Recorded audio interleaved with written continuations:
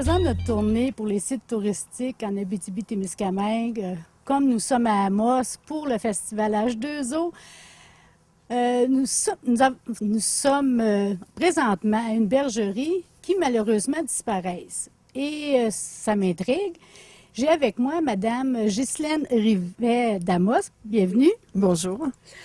Madame Rivet, si on commençait par le début, ça fait combien d'années que vous avez une ferme? Ça fait tout près de 35 ans. On a commencé très modestement avec 20 brebis. Et puis, on travaillait à l'extérieur toutes les deux. Moi, je travaillais dans un centre d'accueil, puis mon mari travaillait sur la construction. Puis, tranquillement, pas vite, on a grossi le troupeau. Et puis, pour en arriver, quand on a eu 200 brebis, là, mon mari a commencé à travailler à temps plein sur la ferme. Moi, je gardais mon travail à l'extérieur comme aussi revenu stable. Là, ça aidait pas mal. Oui, parce que sur une ferme, c'est pas évident. Puis, premièrement, surtout quand on commence, le troupeau est plus petit. Parce qu'on va dire qu'est-ce que vous faites avec les moutons. Est-ce que, bon, c'était pour la laine, pour la viande, les agneaux? C'est la vente d'agneaux. C'est vraiment pour la viande. Parce que pour ce qui est de la laine, il y a 35 ans, on vendait notre produit, le plus haut qu'on a eu, c'est 1,10 $ la livre. La laine brute, là, qui est frais tondu, là. Maintenant, on la vend pas, on la jette carrément. On la jette, c'est pas rentable, payer le transport, tous les frais, ça nous coûte cher pour les faire tondre, mais la laine, on peut pas la récupérer parce que il n'y a pas de débouché, il n'y a pas de marché sur le marché. Là. Il n'y a pas. Il n'y a même pas d'artisans qui viennent vous voir pour en avoir. Non, ben c'est parce qu'il faudrait la transformer. Quand je vous parle de vendre la laine, là, c'est vraiment en brut et sale, finalement, qu'on empoche dans des gros mulox. C'est ce qu'on faisait avant. Ce que des fois, les artisans, eux autres, avant, c'est le produit final là, qu'ils voudraient avoir, des balles de laine. Ils ne veulent pas laver, écarder et filer. Trop. Puis il y a très peu de filature maintenant ici au Québec parce que c'est très dispendieux. Et malheureusement, ben c'est ça, avec la mondialisation, c'est moins cher de faire venir par paquebot des montagnes de laine tout propre, tout traité, que d'acheter la laine qui est pas rentable à faire ici. C'est triste parce que c'est chez nous, puis c'est comme le lait, quand c'est trop, on le jette. Oui, exactement. Mm-hmm. Oui. Quelles sont les difficultés que vous avez eues au cours des années? Parce que c'est pas évident, parce que là, on parle... mais là, premièrement, il y a une première différence que je vois, parce que ayant déjà vécu sur une ferme qui avait une bergerie, justement, nous, nos moutons étaient en package libre.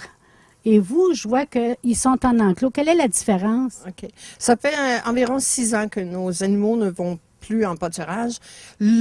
La plus grosse problématique, c'était au niveau des loups et des coyotes. Parce que même si nous, on est à peu près à 3 km du centre-ville d'Amos, là, on fait partie des limites de la ville, il y a énormément de prédateurs. Et même avec les clôtures électriques, on avait quand même des problèmes de ce côté-là. Ça a été le point majeur. Et par contre, le fait de les garder en dedans apporte beaucoup une meilleure gestion des troupeaux. Nos troupeaux sont séparés en 4 groupes. Donc, pour les périodes d'agnelage, pour les périodes d'accouplement, etc., c'est beaucoup plus facile à gérer. Pour les maladies ou même un animal qui se blesse, dans le champ, il faut rentrer tout le troupeau parce qu'il y en a un ou une qui boite. Tandis que là, on la voit puis on la traite. C'est tout simple. Oui, puis pour l'agnelage, c'est beaucoup plus facile aussi. Oui, parce que l'agnelage, dans les bâtiments, parce qu'avant, supposons, l'agnelage se fait surtout à l'automne. Maintenant, bien, ils sont beaucoup désaisonnalisés, donc on a de l'agnelage presque à l'année. C'est beaucoup plus rentable pour avoir un meilleur prix à l'année. Et le fait que, justement, ce soit dans les bâtisses, bien, on voit ce qui se passe, on peut intervenir tout de suite, puis ça va beaucoup mieux. Et c'est pas toujours évident. Est-ce que vous faites aider par un vétérinaire parfois? Parce qu'il y a des accouchements qui sont difficiles, là. Oui, ben étant donné, nous autres, ça fait 35 ans, là, pour ce qui est des interventions comme telles, on les fait pas mal, nous autres mêmes. L'intervention du vétérinaire était plus fréquente au début, là. C'est sûr, par contre, tout ce qui est l'achat de médicaments ou des produits,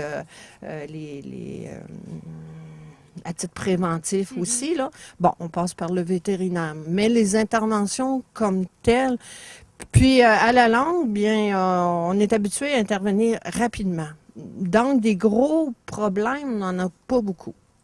Même si dans le mouton, c'est un animal très fragile. Parce qu'on a déjà eu des vaches à bœuf, là, puis on a déjà fait du veau de semi-finition. Le mouton, c'est peut-être plus rentable, mais c'est beaucoup plus difficile, c'est plus délicat. Avant qu'un petit soit réchappé, comme on dit, là, ben c'est plus difficile. Est-ce qu'il y a une différence, si on parle par expérience, est-ce que vous devez faire un traitement pour les poux aussi parce que, ou s'il y en a moins parce que justement, ils sont en enclos? On le fait systématiquement, au moins une fois par année. C'est un traitement pour un vermifuge qui traite aussi les poux. Fait qu'il y a pas, on n'a pas de parasites. Là, si on achète, comme par exemple quand on achète des béliers, on les met en quarantaine, on les tondant, on voit s'ils ont des parasites ou pas, là, et on les traite. Mais en les traitant là, au vermifuge une fois par année, on n'a plus ce problème-là. C'est plus comme avant, on n'a pas besoin de les passer dans un bassin ou la charpoudre? Non, non, non, non. On donne un vermifuge liquide, là. Ben, c'est de l'ouvrage à faire, là. Ça, c'est sûr. Quand même, c'est différent, mais j'imagine que c'est plus rapide aussi. Oui, oui. Puis, aussi, on peut le faire comme groupe par groupe, là. Tu sais, on s'installe, on met les barrières, on les prend, supposons un petit groupe de 10, on les traite, on en reprend toutes, tu sais, il y a une façon de s'organiser qui va assez bien. Vous fournissez quel genre de clientèle? Est-ce que c'est la restauration surtout? Non, parce qu'en Abitibi-Témiscamingue, on n'a pas d'abattoir. On ne peut pas vendre aux épiceries, on ne peut pas vendre local, sauf si c'est une vente individuelle. Là. Supposons, nous, on les vend, on a le droit là, de le vendre un agneau vivant. OK? Mais le 99% de nos ventes sont dans les encans, soit à Saint-Hyacinthe ou dans le nord d'Ontario, justement à Vankikil. Il y a un abattoir, il y a un encan, puis qui sont proches de l'abattoir. Donc, obligé de déplacer les animaux à un encan. Est-ce que vous croyez qu'en ayant un abattoir près d'ici, ça serait plus rentable et vous auriez plus de clientèle? Ah, mais oui, parce que on a déjà été approché, là, supposons, juste au niveau des épiceries, là, on vend dans l'épicerie, puis dans la restauration. C'est sûr qu'il y aurait un marché, peut-être pas le marché, c'est probablement pas un marché à 100%, mais il y aurait une part du marché qui éviterait le transport, puis que pour nous serait plus rentable. Ça, c'est sûr, sûr, sûr. Mais il faut que ce soit approuvé Canada et les abattoirs, on n'a pas. Bon, est-ce qu'on peut parler de leur race? Oui. Bon, nos brebis sont toutes croisées. OK? Nos béliers sont pure race. On a les Suffolk qui ont à tête noire, qui donnent une grosse carcasse. On a le Dorset qui est un mélange aussi qui a une bonne carcasse puis qui est plus, c'est une race plus laitière. On a du Romanov, on a un bélier Romanov pour augmenter la prolificité parce que les Suffolk, c'est un très beau bélier, des grosses carcasses, mais le taux de prolificité est bas. Tandis que le Romanov, qui est pas beau, à notre goût, à nous autres, là. Oui, c'est ça, parce que les brebis, ils l'aiment bien. Ouais. Mais il y a une plus grande prolificité. Ça fait qu'en faisant le croisement, bien, on essaie d'atteindre le maximum, là. Donc, c'est les agneaux, surtout, qui sont populaires, que ça, dans le fond. Oui, oui. On envoie, supposons, une brebis, lorsque la brebis n'est plus rentable, là, on l'envoie sur le marché pour la brebis de réforme, qu'on appelle. Quel âge que ça peut atteindre un mouton? À l'état libre, tout ça, les records, ça peut, je pense, 10, 15, une quinzaine d'années. Par contre, dans le troupeau, on n'atteint pas ces âges-là, là. Parce que au niveau de la rentabilité, lorsqu'une brebis ne produit plus, on ne peut pas la garder, là. On fait une rotation à peu près aux 7-8 ans, maximum. Maximum. Si on parle de la femme maintenant, bon, elle travaille sur la ferme, elle avait un autre travail pour compenser dans les dernières années. Est-ce que c'est seulement cela maintenant, la ferme? Oui, je suis à ma retraite. Je suis retraitée et très heureuse. Retraitée avec du travail quand même. Ah, mais j'adore ça. J'ai toujours adoré la ferme. Puis, moi, quand je travaillais, je travaillais pour une institution en déficience intellectuelle. C'est beaucoup de stress, d'émotions, tout ça. J'ai toujours dit que la ferme était ma thérapie. OK? Je venais me reposer. Je venais travailler. Puis pourtant, physiquement, c'est plus difficile, là, tu sais. Mais c'est très... comment je dirais ça? Là? Sur la ferme, on voit tout passer. On voit la vie passer. On voit les naissances, on voit les injustices, on voit les maladies, on voit des très belles brebis, très performantes, et on voit la vieillesse, on voit la vie passer, on voit tout passer sur la ferme. Et en plus de la culture, la nature s'en mêle aussi. Oui, c'est sûr que moi, c'est ça. Moi, je travaille plus au niveau des animaux. Mais tout ce qui regarde justement l'agriculture, la culture des champs, faire les foins, le grain, tout ce qui est réparation, manipulation de machinerie, ça, je m'en occupe pas. C'est votre mari, c'est Michel. Mon mari et mon garçon qui maintenant est associé, puis et la relève, va continuer l'entreprise. Donc, c'est pas pour demain que c'est la vraie retraite. Pour moi, c'est la vraie retraite. C'est vrai. Oui, parce que j'y vais à mon rythme. Sinon, je trouverais ça épouvantable de rien faire. Premièrement, physiquement, là, c'est bien beau. Moi, je trouve ça plate. Des fois, des émissions TV, là, je sais pas là, mais... Pas les notes, vous allez voir, vous allez regarder. Non, ça, c'est sûr. Non, mais je veux dire, ça tient occupé. C'est très... c'est une deuxième carrière, oui, mais mon chèque de rente est là. Fait que ça aide. Mais en tout cas, ça vous garde les yeux pétillants. Vous êtes toutes jolies. Puis, non, mais c'est vrai, peut-être c'est ça qui nous garde la jeunesse, puis qui garde active comme ça. Oui, parce que c'est à la fois, c'est difficile, c'est souvent, on dit c'est souvent décevant parce que financièrement, le gros problème, c'est sûr, c'est financièrement, les grosses difficultés. Mais il y a de grandes réussites, puis il y a de grands défis, il y a aussi beaucoup de paperasse, là. Oui, le gouvernement ne se gêne pas, hein? C'est terrible. Moi, je pensais qu'en tant que fonctionnaire, il y a des mouches aussi, hein? En tant que fonctionnaire, je chiolais contre la paperasse et tout ça, mais comme ici aussi, il y a beaucoup de paperasse, beaucoup trop. Et ça devient de plus en plus aussi informatisé. Oui. C'est... des fois, je me dis...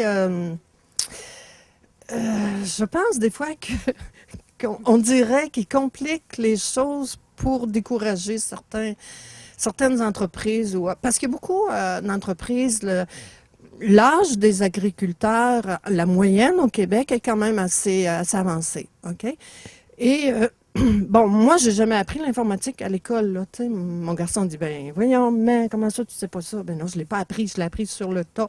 Et en plus, vous aviez pas le temps. Non. Mais tu sais, je veux dire, maintenant, ça s'enseigne à l'école, là, comment tu utilises ton ordinateur, puis comment tu fais tes rentrées de les données, puis tout ça, tu sais.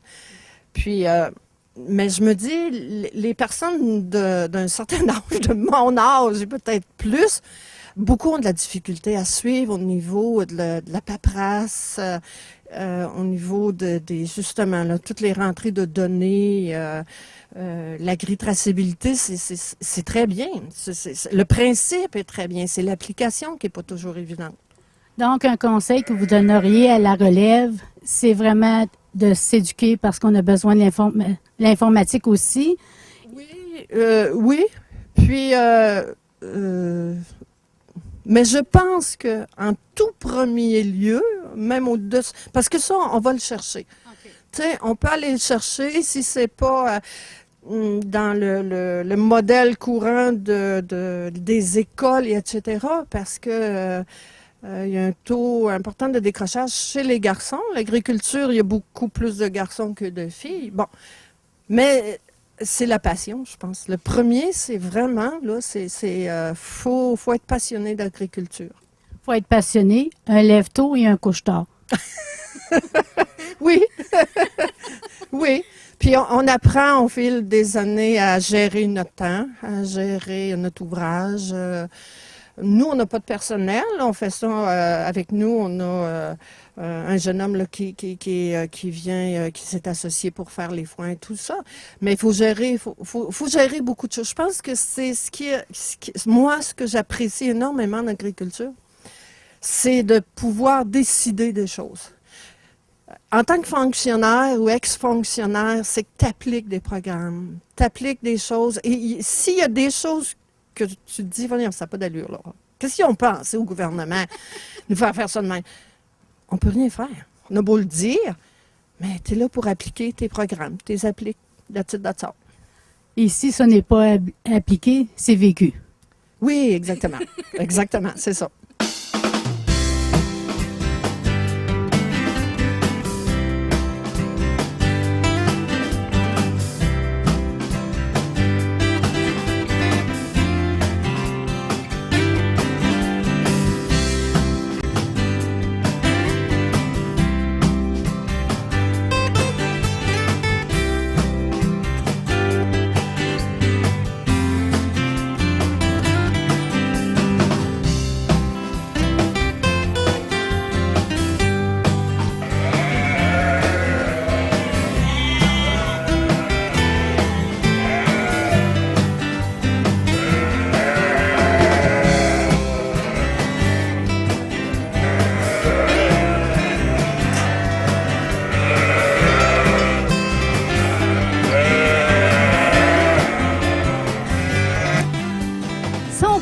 D'alimentation, parce que là, on est dans un autre enclos. Oui. Là, c'est presque la maternité. Oui, exactement, oui. Ce sont des brebis qui ont agnolé fin avril les premières, mai, puis début juin dans les derniers. Fait que les bébés sont tous encore avec les mères. L'alimentation, ben nous, on soigne par râtelier. On met des balles d'ensilage qu'on produit, qu'on fait ici même, là, c'est sûr. Pour tarir les brebis, tarir, c'est quand on enlève les bébés pour les sevrer quand ils sont trop gros, mais là, on y va plus avec du foin sec. Comme alimentation, ils ont du grain qu'on produit ici aussi, là. C'est du grain mélangé. C'est pois, orge, avoine et blé. Et contrairement au bœuf, on n'a pas besoin de le moudre. C'est donné direct comme ça. Les moutons peuvent l'assimiler très bien. C'est dans leur alimentation, là, c'est bien correct.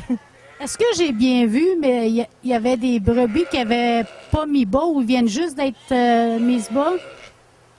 Non, eux autres, les derniers, c'était début juin. Début juin. Les 3 qu'on a vus tantôt qui sont à l'écart, eux autres, ils ont retardé un petit peu, là, dans ce groupe-là. Il y en a qui reprennent, qui réengraissent très facilement. Il y en a d'autres, selon l'âge, quand une brebis est beaucoup trop vieille, plus vieille, si c'est sa dernière période d'agnolage, elle va avoir de la difficulté là, à remonter. Elle va rester maigre un bout de temps, pratiquement jusqu'à temps qu'on enlève les bébés. Vous les enlevez à quel âge? Ça dépend plus du poids. Ça varie à 3 mois, habituellement. Là, on va, comme ici, il y en a plusieurs là, qu'on va commencer à sevrer. Est-ce qu'il y a une préférence chez les acheteurs pour ce qui est des agneaux? Est-ce qu'il y a une différence, étant donné que les brebis sont croisées, les bébés sont tous aussi croisés? Bien, ça dépend. L'agneau, c'est pas les Québécois qui mangent ça, hein, très peu. C'est vraiment les immigrants.